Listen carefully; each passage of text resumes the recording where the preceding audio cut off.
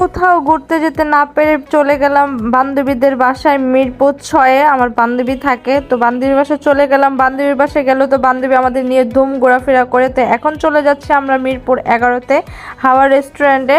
আসসালামু আলাইকুম এভরিওয়ান, কেমন আছেন সবাই? আশা করি সবাই ভালো আছেন। অ্যানাদার নিউ ব্লগ নিয়ে চলে আসলাম আপনাদের মাঝে। আশা করি ব্লগটি সবাই ভালো লাগবে। ভালো লাগলে লাইক কমেন্ট শেয়ার করবেন। আমার বান্ধবী, আমি, আমার আরও 2টা বান্ধবী 3টা বান্ধবী, ওরা অন্য একটা রিক্সা দিয়ে আসতেছে। তো আমরা যাচ্ছি হলো মিরপুর 11-তে।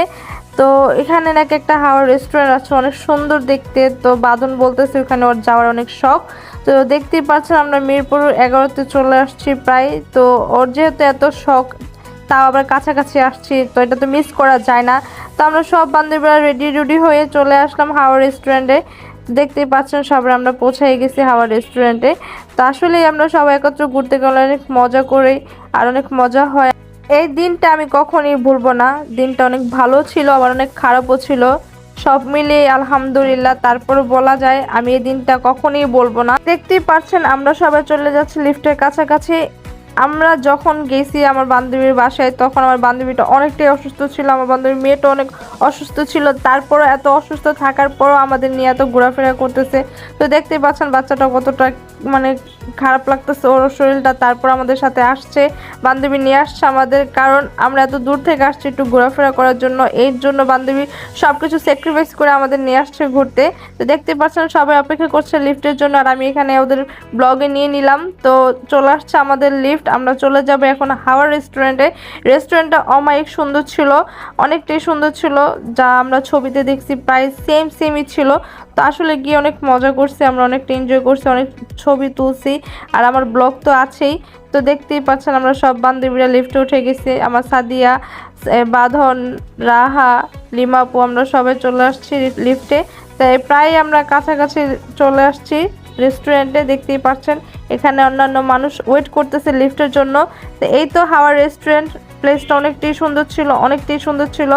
আর বাঁধন তো পুরোই খুশি হয়ে গেছে, নামটা দেখছেন হাওয়া রেস্টুরেন্ট। তো বাঁধন তো অনেকটাই খুশি হয়ে গেছে, দেখতেই পাচ্ছেন, কারণ ওর অনেক শখ ছিল। তো শখের কোনো কিছু যদি হয় অবশ্যই সবাই খুশিই হবে। তো এখন সবাই চলে যাবে উপরে, আর আমি একটু নিচের ব্লগটা করে নিব। দেখতেই পাচ্ছেন এখানে অনেকটাই মানুষ ছিল।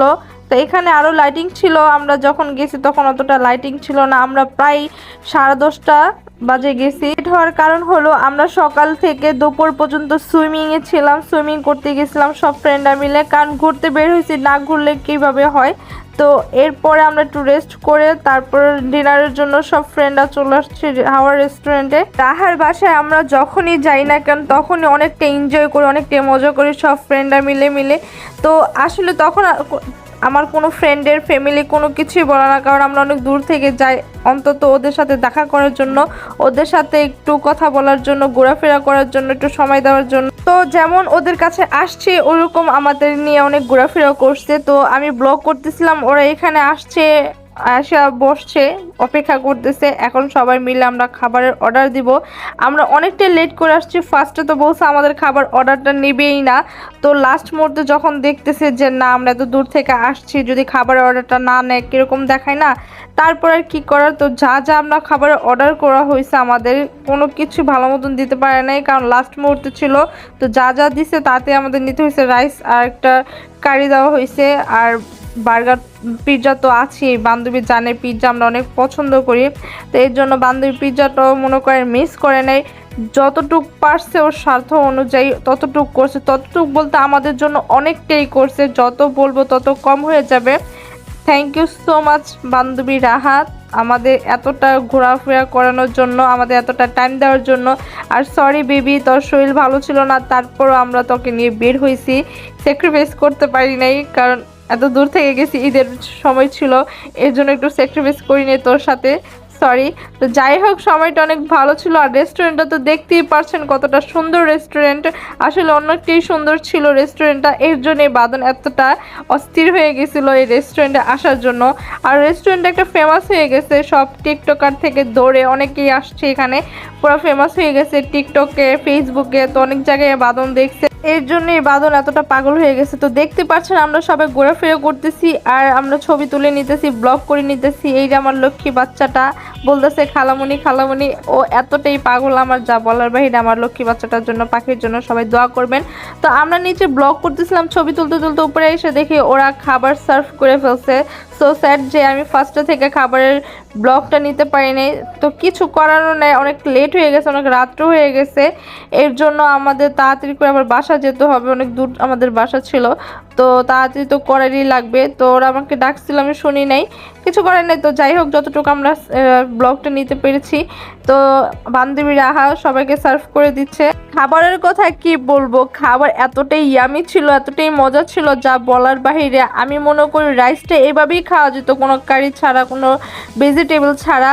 আসলে অনেকটাই মজা ছিল। তো দেখতেই পাচ্ছেন রাহা সবাইকে সার্ভ করে দিচ্ছে আর সবাই কম বেশি খাওয়া শুরু করে দিচ্ছে।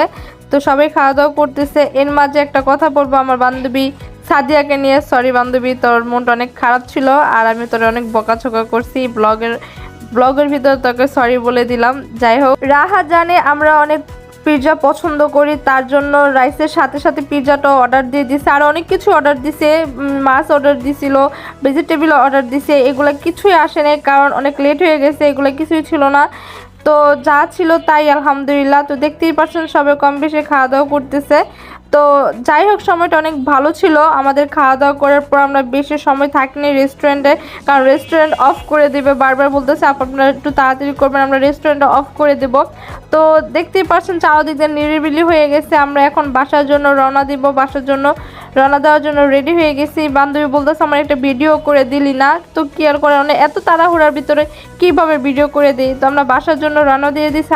আশা করি আমার ব্লগটি সবাই ভালো লাগবে। ভালো লাগলে লাইক কমেন্ট শেয়ার করবেন। কোনো ভুল ত্রুটি হলে অবশ্যই কমেন্ট বক্সে জানাই দিবেন।